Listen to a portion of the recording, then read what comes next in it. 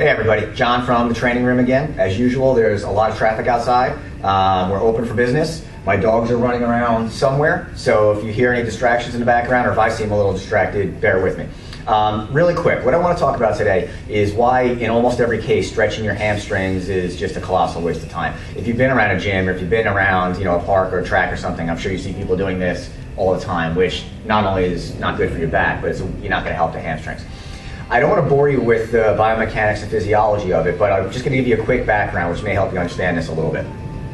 When you lunge, when you squat, when you run, when you play with your dogs, when you get groceries, when you do any day-to-day activities where your lower body's involved, your hips have to flex and your hips have to extend, whether it be squatting, whether it be lunging, whether it be reaching to grab something, it doesn't matter.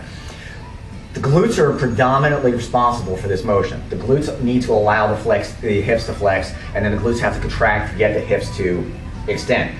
The hamstrings are involved a little bit. There is what is known as a synergist. They assist somewhat. The glutes are responsible for maybe 80-90% of this motion. The hamstrings and the lower back, the remaining 10-20%. What happens over time, whether it be due to a lack of activity, lack of coordination, frankly, improper training happens a lot, as a cause a lot, sedentary lifestyle, what happens over time is your glutes lose the ability to allow that flexion and then to force the extension. So then the hamstring and the lower back get more involved when you're playing with your dogs or when you're squatting or picking things up. And then what results in that, because they're getting more involved, they're getting overloaded with work they're not designed to do, they get tense. It gets become like a little bit of a spasm. And then you'll feel tension in the hamstring or in the lower back.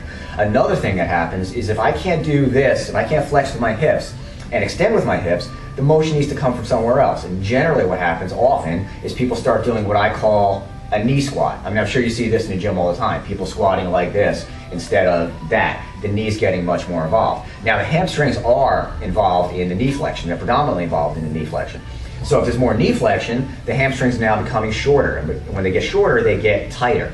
So now we're squatting like this, where the hamstrings are really getting involved. They get short, they get tight. You're going to feel the need to stretch.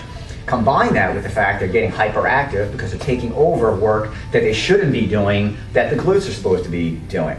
Add that all up and you're going to get tension in your hamstrings. If you're lucky, you're only going to get tension. Usually what happens is you get problems in the knee or problems in the lower back, but that's a different discussion.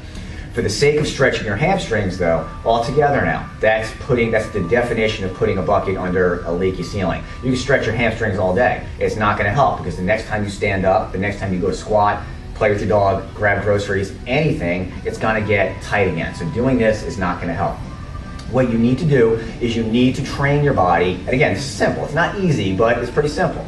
You need to train your body to flex the hips and extend the hips using the glutes all the time.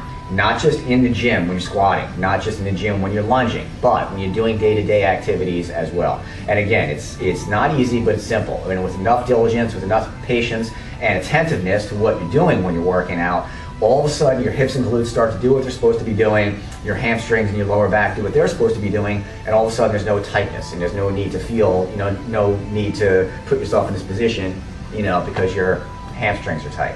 Now, I know I went through that quickly, but again, big message, you've heard me say it before. Don't put a bucket under a leaky ceiling. Fix the ceiling. In this case, as it relates to hamstring tightness, work on the hip mobility, work on the glute strength, say goodbye to hamstring tightness, also lower back tightness, and usually knee injuries and lower back injuries. All right, if you have a question, you know where to find me.